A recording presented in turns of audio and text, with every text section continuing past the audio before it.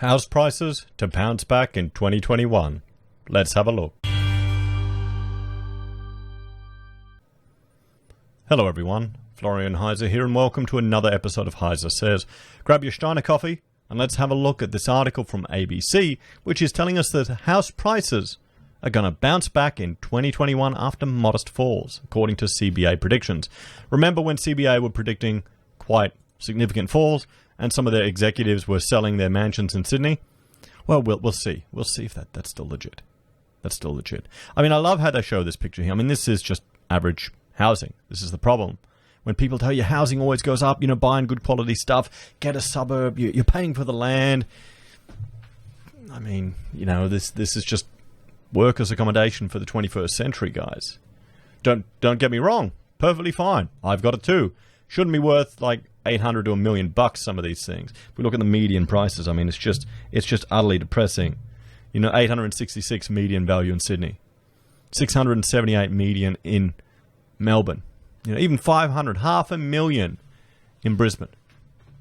It's just nuts. It is just nuts. And it feels like they're doing everything they can to kick the can down the road. So they're saying it'll bounce back in 2021. The question is, how much will it plunge before then? How much will it plunge before then? You've got to remember, guys, we're starting to see falls manifest in Sydney. I did a video the other day. 15% cut off investors for apartments. We've got JobKeeper. We've got mortgage holidays. You've got trading while insolvent extended until December. That's the one that really scares me. Liquidators. They're going broke. Poor guys don't have any work. Business is down because it's all been propped up. How many people are taking on debt? Debt. How many people are giving out credit to other businesses and they're never going to get paid? It can have real flow-on effects. Just have a look at any of the cases of the big builders going bust. Just taking all the money out of the business, doing the runner, and then all these tradies get copping it. It's not a good thing. I don't know why they're allowing... Well, I know why they're doing it, but it scares the hell out of me that they're doing that. So, let's have a look at this article.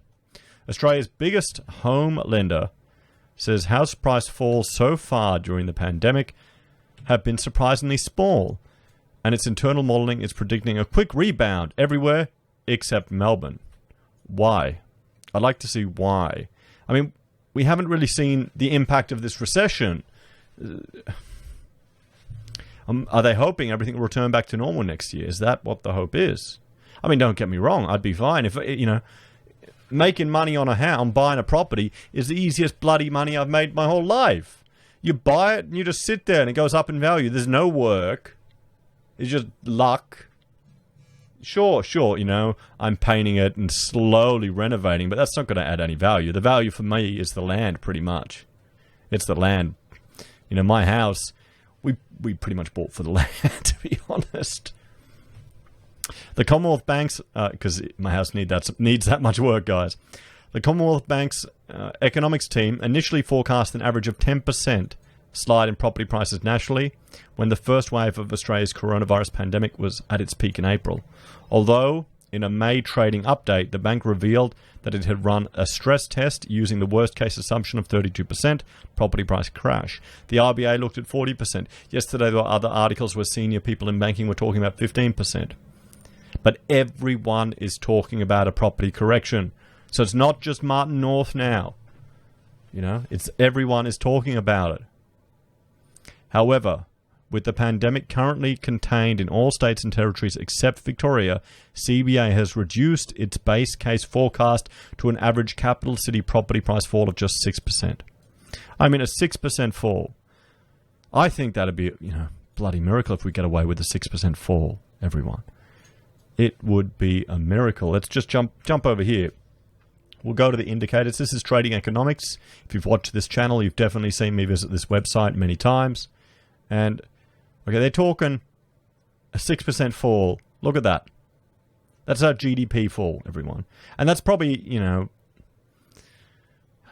is that even accurate when we look at all the people propped up by JobKeeper? Let's go out to Max. See here. See this?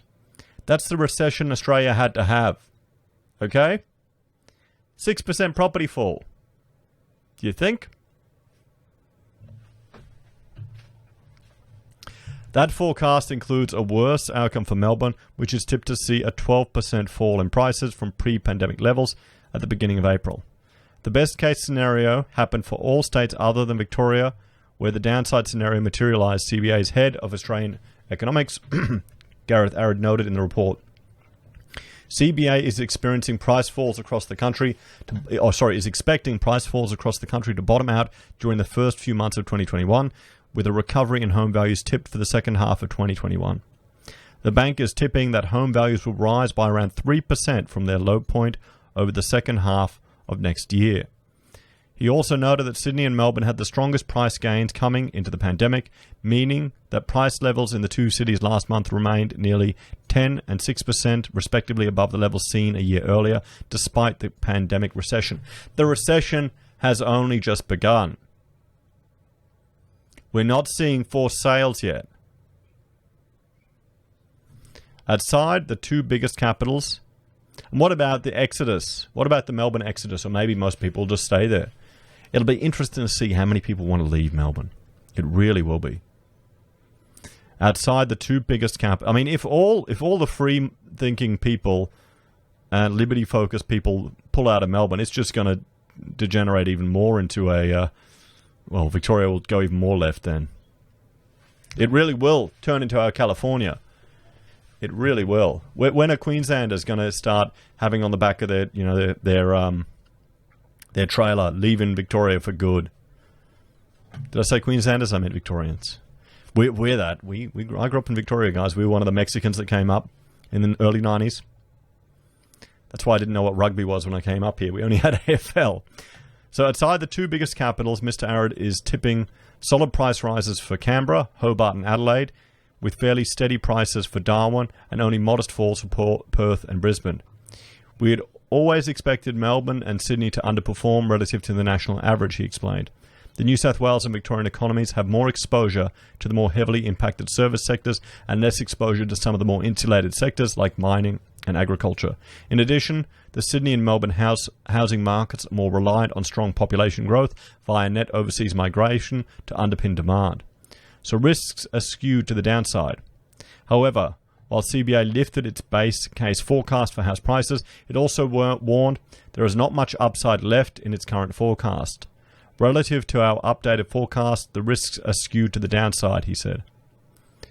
Any imposition of restrictions will likely see price falls more than our central scenario, which is based on no further lockdowns and a recovery in national economic activity from quarter four. As for why it is forecasting house prices to bottom out not long after unemployment is forecast to near 10%, and while hundreds of thousands of home loan customers remain on mortgage repayment deferrals, he tipped his hat to the Reserve Bank. The RBA has tended to play down the influence of monetary policy decisions on dwelling prices, he observed. But we believe that changes in interest rates are the single most important driver of real property prices over the long term. So should we blame them? Should we blame the Reserve Bank for our property prices just surging? Housing unaffordability at horrendous levels. At the quality of life dropping for current generations. As the Australian dream, the house-owning dream of a quarter-acre block no longer existing for most people. Yeah, we can blame them. Let's do that. Our message here is very simple. The cost of money impacts all asset markets, including housing. The reason that asset prices, including dwelling prices, can seemingly decouple from the economy comes down to largely one thing: central bank policy and changes in the cost of money. Lower mortgage interest rates means that home buyers, at least the ones who still have a job, can afford to take out bigger loans and bid more for the properties they want to buy, pushing up price levels. So first home buyers are driving the loan surge. These record low mortgage rates have also seen a surge in demand for mortgages, both new loans and refinancing of existing ones. While refinancing has dropped back a bit over the past couple of months from a peak in May, CanStar said the levels of refinancing is still nearly 40% above the same time last year, and almost $54 billion in home loans have been refinanced between April and July, according to the ABS.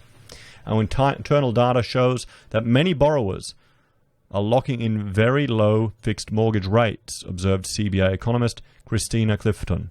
The ABS data also showed that the value of new loan commitments for housing in July was up nearly 9% from the previous month and almost 12% from a year ago, with first-home buyers accounting for about a third of new owner-occupier loans.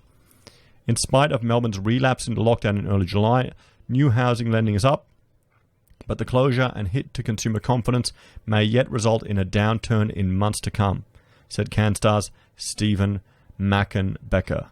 First-home buyers in particular returning to the market are warning government for some of the stimulus being directed their way.